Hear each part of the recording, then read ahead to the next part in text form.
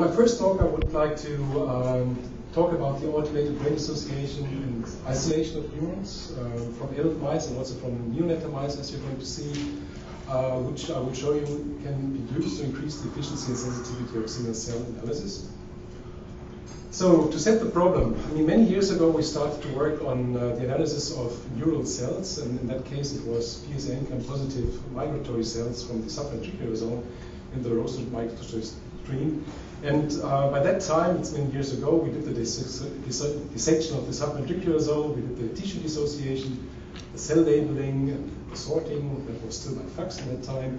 And we gained very nice experiments out of these things and learned a lot of things. But what we also learned by doing this sort of experiment was that it was very difficult to dissociate the tissue and to get the cells out of the tissue and to get enough cells to do the downstream analysis. And that was even not single cell by that time. So we set the stage, let's say, to start to work on this workflow.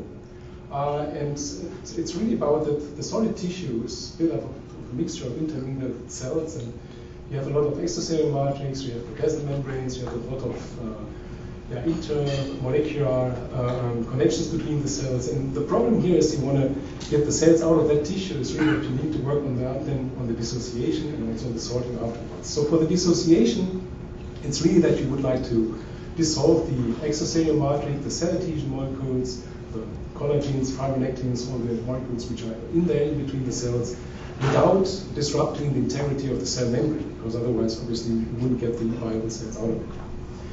And on the other hand, what you also want to do, you're using enzymes, but you don't want to lose the surface epitopes, which means that you want to preserve the surface epitopes in order to afterwards have the ability to sort these cells. So in terms of sorting, the separation procedure should be as gentle as possible, which means it should be fast. It should use low shear stress, and obviously you should also use the appropriate buffers. And most of all, if you're then doing the sorting, you should use high quality antibodies.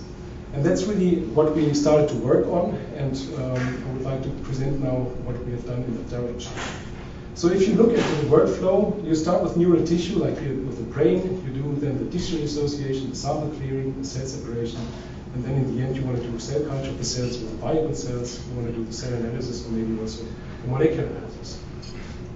And in that end, to start with the dissociation, we have looked into it, and we've realized that the best to go is to have this mechanical disruption combined with an enzymatic digestion. And in terms of the mechanical disruption, we have generated a sort of new tubes, which are the gentleMACS tubes. And these tubes, shown here on the left-hand side, work in a way that you have the grinding mechanism in the tubes, the rotostator system, where the cells are grinded over these teeth in the stator here. And that's done in a very gentle way and in a very defined way. So you're controlling the force which you're putting onto the cells, and so the cells feel quite happy when they are going through that tube.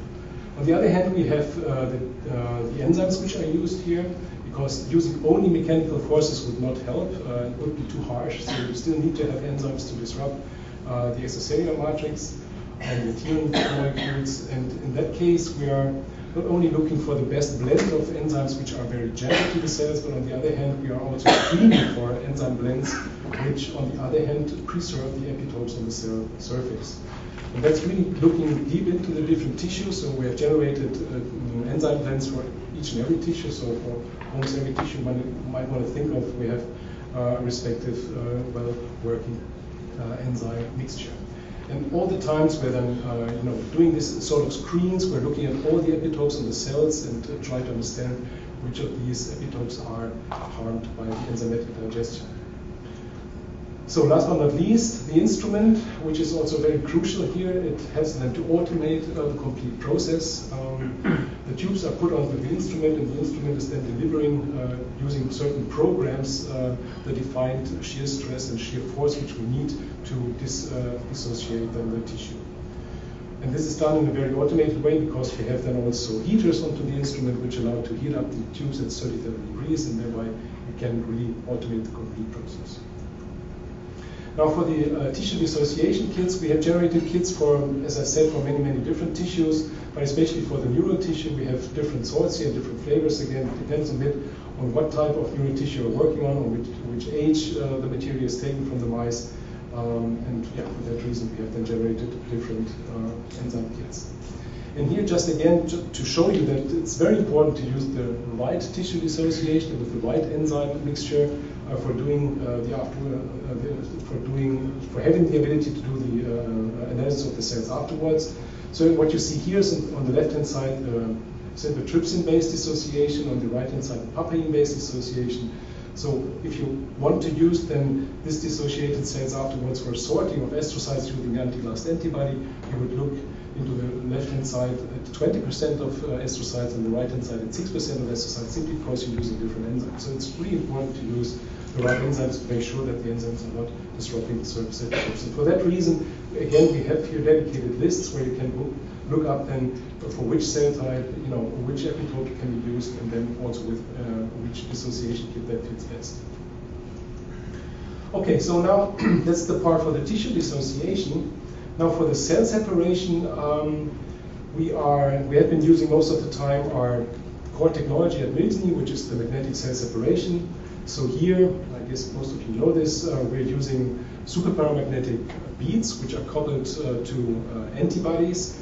And when you're then applying these coupled antibodies to the cells and the antibodies recognize the respective epitope, you have then the ability to magnetize the cell. And if you then pass the cell through a magnetic column, the cells which are not magnetically labeled will flow through, and those which are magnetically labeled will be retained in the column. And if you then remove the current from the magnet, you can also then elute the cells of interest. So you have a positive fraction and a negative fraction which can be isolated that way. And that's again a very gentle way how to sort cells because it's all done in bulk. It's very fast and it's very easy. You will see that the protocols are very amenable to those replications. Now, when we started many years ago, there were not so many markers which could be used for sorting cells, and over time we had then either taken the antibodies which were there and made them working also for our application, or in some cases also generated new antibodies. And now we have the situation that we can essentially sort all the principal cell types which are available in the brain and also the peripheral tissue. So we can start here with the neural stem cells, where we can use either prominence or CL33 or the BLAST antibody for the radial glia cells, or then the PSA-ANCAM for the neurorestricted precursors. Then also for the neurons, we have two ways, the CD171 or the neural isolation kit, which I'm going to introduce a bit more. Then on the glia side, we can either use EA to B5 for the glia restricted precursor, but then also the BLAST antibody again here. Then we have again BLAST for the astrocyte precursors and the AXA2 for the adult astrocytes, and again also BLAST. So BLAST is a really a marker which can be used in many parts here. For the oligonucleotides, we can either use the AM2, also known as NG2, or then the C148 or PDHF alpha. And for the pre-myelinating oligonucleotides, we have established the O4 antibody, and for the myelinating oligonucleotide, the myelin isolation kits. So we can cover pretty much all the different cell types which are there, and that really works very nicely, as you're going to see. Now, for the neurons, we had the situation that we were looking for a pan-neuronal antibody. We started to work on the CD171, which works very nicely for cerebellar neurons, but it doesn't work for all the neurons in the brain. And for that reason, we went another route down here. So we looked simply for markers which are not expressed on neurons, but on all other cells. And thereby we can then set up a mixture of antibodies which can be used to deplete the non-neuronal cells and thereby enrich the neuronal cells. And that's what we did here. So we have a mixture now of antibodies which are then applied to the cells, and thereby you can deplete the non-neuronal cells. And the workflow looks now as it is shown here. So that's for the neonatal isolation of, or generally for sorting the neurons from the neonatal or from adult brain.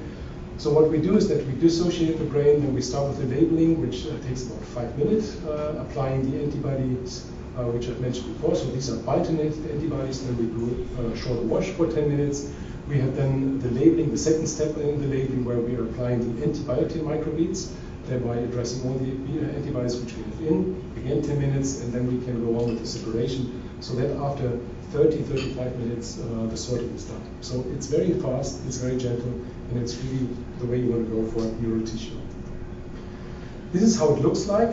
So we have, for example, here in the beginning 75% of neurons, and after sorting you can then get very high purity here, up to 99% of neuron, and then you get also the negative fraction here, so the positive fraction with 50.2%. But the important part here is the almost 100% of neurons, which are untouched neurons, as we call it, because they don't see the antibody, and they're just enriched by depleting of the non-neuronal cells.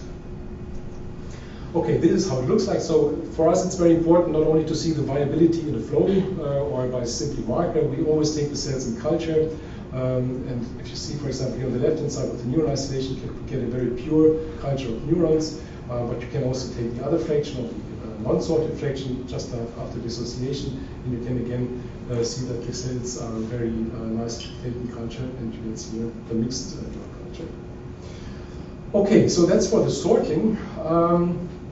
Now, just to sum up this part here, the workflow for the neonatal animals depends a bit on the age of the animals and the starting material. So we have now different kits which can be used here. And then we have, as presented, essentially all the markers which are needed to separate the cells from each other. Then also for the cell culture, we have worked on it. So we have the MACS medium and the Neurobrew 21. Which can be used for the cultivation of cells, and very recently we have now also introduced the MACSQuant, which is dedicated for culturing astrocytic cells. And for the flow analysis, I'm not going into detail here, we have a bunch of reaffinity antibodies, so these are recombinantly produced antibodies, recombinant in a way that we can always produce the same quality, and that's giving very good results here for the analysis. Now, what about the adult brain tissue? So for the adult brain tissue, the situation is a bit more complicated, as most of you know, if you're working in that direction. So if you do the dissociation of adult brain, what you see is that you have a lot of debris, as you can see here. So the percentage of cells compared to the debris is quite low. So if you would now apply antibodies to this mixture, the antibodies most of the time would see some debris and not the cells, and that's why you're simply soaking off the antibodies and you don't get a very good staining of the cells of interest. And in addition, if you look into the cellular population here, you see that most of these cells might be erythrocytes, depending on whether you're taking away the meninges before doing the dissociation or not. If not, you get a very high percentage of erythrocytes. So we have been working on this topic here as well. And what we came out with is a solution where you can now efficiently deplete the cell debris and also the erythrocytes, and the result is shown here. So you, after doing this debris removal and the removal of the erythrocyte, you end up here with a high percentage of cells, 73%, and yet you look into detail into these cells, you see that almost no erythrocytes are left in this cellular population. So that works now very nicely, because then you can start to do the sorting or the cellular analysis. But even if you want to take cells in culture, it's very important to get rid of this debris, because this also impedes proper culture of the cells. Now here's again the workflow for the adult brain dissociation kit. So it's again quite fast. So we start now again with the dissection of the brain, and here we do sagittal slices of the brain. Then we do this optimized dissociation using the gentleMACS again with the kit I have given you, so this adult brain dissociation kit, which includes then this cell debris removal, the erythrocyte removal, and then afterwards you can do the cell separation. And all in all, it takes again only 1.5 hours to do the complete workflow, which is very fast and very gentle to the cells. Now, so to that extent, we have also solved the problem for the adult brain, and again we have the adult brain dissociation kit, but we have also then set up additional protocols which allow you to work, for example, for EAE mice, or inflamed tissue, where you're mainly interested into the infiltrating lymphocytes, and we have then also generated a special protocol for small amounts of neural tissue, because maybe you don't want to start with the whole brain, but just with part of the brain, like the cortex, the hippocampus, the olfactory bulb, or whatever you might want to think of. Again, I mentioned all the different markers we can use here, and we can, again, also for the adult brain, use the same ways to culture cells and to analyze the cells. Now, just to give you a flavor of how this looks like, for the astrocytes, we're using the XO2 antibody. We get a very high purity of cells of 94%. The viability is also very high, so you can take cells in culture using now this dedicated gentleMACS medium. You see that the purity of the cells also in culture is very high, so you don't see neurons, you don't hardly see any contaminating oligonucleotides, and also microglia, as shown here by CD11B staining. The same is true for the neurons. Again, here you get the high purity of the cells, the high viability. You can take cells in culture, you get very nice neuronal culture, as you will see also in the next talk, and you don't see the contamination of astrocytes, oligocytes, or microglia here as well. And last but not least, also the oligodendrocytes can be purified then very nicely here to a high purity and taken into culture, as you see here, again, seeing that there is no contamination. And the same is also true for the microglia, but that's something which worked already also in the past, because microglia are not that difficult to isolate, but here again you can isolate and sort the cells and take into culture. Now, the question now which we now started to address in close collaboration with Bio-Rad, which was a very wonderful collaboration here, generating the new data, was now about posing the question, can we use these technologies also for single cell analysis? And the workflow which was set up here is that we did the dissociation here using the protocols I introduced to you. And then together with Bio-Rad and with the Bio-Rad Illumina system for the single cell isolation and the single cell analysis, we then performed the analysis of these cells. And a bit more into detail, I just want to give you 3 results here out of this collaboration. One was to compare the gentleMACS versus the manual dissociation. So we used the gentleMACS in comparison to the standard dissociation manual, where you're using fire polished pipettes and that sort of things, which takes longer, and you know, if you're working with it, how cumbersome it is. And simply then we ran through this workflow here, doing the different applications here, one with using the gentleMACS, one with the manual dissociation, and then doing the analysis of the cells using the Bio-Rad Illumina platform. And this is what it looks like. So it comes out that we get a very nice amount of different subpopulations of cells here. All the major cellular components are in. And if you look into the neurons, you get even more, many more subpopulations. And the question now was, how does it differ?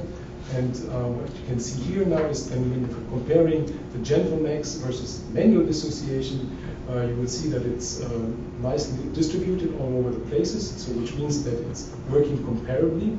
But if you then look into more detail here, you see that for those cells which are a bit more vulnerable, let's say, which are easier to lose, like the neurons, the oligonucleotides, the astrocytes here, we get a slight enrichment here when doing the gentleMACS dissociation, while as we're keeping the cell here constant, the whole amount of cells, while we are then depleting a bit more of these other cell types. So, which means that the procedure seems to be more gentle than the manual one, as we're enriching the more sophisticated cell types. So then the second question was to compare now the sorted versus the non-sorted cells. So again, we went through this workflow here, and we simply did the dissociation with our procedures here as presented, and then we compared the non-sorted cells with the sorted cells to pose the questions, is the sorting really efficient? And here what we end up is shown here. I just dig into the direct comparison here of the non-sorted cells versus the isolated neurons. Again, you see very nicely that you deplete for the astrocytes here and for the oligodendrocytes.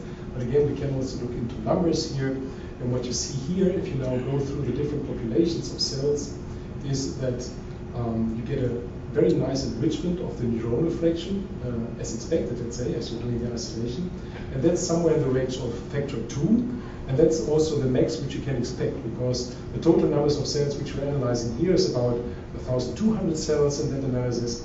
And about 600 neurons were present here. So if you're doing them the isolation, what you would expect is that you can get about a factor of 2 when you're calculating this number of cells. Because on the other hand, if you look at the other non-neuronal cells, you see that they're almost completely depleted here. So we're really very efficiently depleting all the non-neuronal cells, which means that in that case, the sensitivity of analysis is dramatically increased if you want to do the analysis of neurons. And the same would be applicable for other cell types as well, if you would use the other sorting kits, let's say. And the last example I would like to mention here is then the comparison of the isolated versus the non-sorted cells in the adult brain dissociation. So here again we have been running the dissociation as presented before. We have then directly compared the isolated neurons versus the non-sorted cells. And that's obviously the most difficult part here to do. So you're doing the dissociation, you then do the sorting or not, and then go on with the single cell analysis. And again, what you see here is that we have a very nice fraction here of cells which come up only in the isolated fraction, and we're losing all the other cells which are non-neuronal. And again, we can look here into numbers. So what you see here, and that's much more dramatic now, because we're just looking at one neuronal subpopulation and not the diversity as we have seen before. So we could go more into detail, but the cell number which was analyzed here is a bit lower. So here we get a very strong increase of the neuronal fraction. And that's again also true because a very the proportion of neuronal cells into this mixture is lower as what we have seen in the neonatal ones. So we get here a very high increase of the neuronal fraction, and again a very, very efficient depletion of the non-neuronal cells. So we could keep on talking now on the nature of these different cells, and there's much to learn into it, and Kelly is also going to give you much more data on this. So the final point I would like to touch today before giving them over to Kelly is that we have also introduced now a new technology. So everything which I've introduced to you so far for the sorting was based on magnetic sorting. Now the new technology which we have introduced is a Tyto-based sorting, as we call it. So it's a chip-based sorting. And this is, has a number of features which are really interesting to look into. So on the one hand, the way to sort the cells with the Tyto is very simple. As you're going to see, you just have to put the cells into a cartridge and then the instrument does the rest. It's sterile. That's a very unique feature because there's no contamination of cells here. It's safe for the operator, and it's very gentle again because the pressure you're putting onto the cell is much lower as what you see for a flow cytometry. So the basis here is that we're using cartridges. One way you use cartridges, where you're introducing the cell in one cavity here. Then the cells are taken through this microchip device here, passed through the laser here, and if they're positive, they are sorted to one fraction. If they're negative, they're sorted into the other fraction. That's all. So this is another way to look into it. So you see here again the incoming cells passing here through the three different lasers, interrogated by three lasers. If positive, they are sorted in. If negative, they're sorted out. So that's a very, very easy way. It's a very efficient way. It's also very fast because this valve is really the fastest valve which we know in the world. So it's opening and closing many thousand times a second. And thereby you can now very gently isolate the cells using this new approach. And this is something which we just introduced by a poster this morning at the session, Sandy introducing this technology where we have now used this Tyto-based sorting for isolating subfractions of the brain. Not using the total brain, but just using different subfractions of the brain. And for the sake of time, I'm not going to go into all the details, but just summing up what we presented here. So we tested different brain regions, like the olfactory part, the cortex, the cerebellum, and the subventricular zone. And we could show that neurons were separated using antibody cocktail, essentially the same as I've introduced to you for the magnetic sorting, but now for the flow sorting or for this chip-based sorting. And we could show that we get here again very high purity and viability of the cells. Moreover, we have introduced a new protocol where we have sorted the neural stem cells from the subventricular zone using here this code with plus positivity, plexin B2 positivity, and negative for CD24, TER119, and CD45. And yeah, both protocols gave very high purity and very high viability of the neurons, and I think that's again very interesting for those who are interested to work with these isolated cell types. So altogether, in summary, I think we have now a very comprehensive workflow for doing the dissociation of neural tissue and then also doing the sample clearing, the cell separation, and can also show now that we can do all the different downstream analysis as introduced before. So we have a number of different kits depending on which cell type and which age of the mice you're looking into. We have a number of different sorting options and also for cultivation and flow analysis. So at this point, I would like to thank you for your attention and happy to answer your questions. neuron.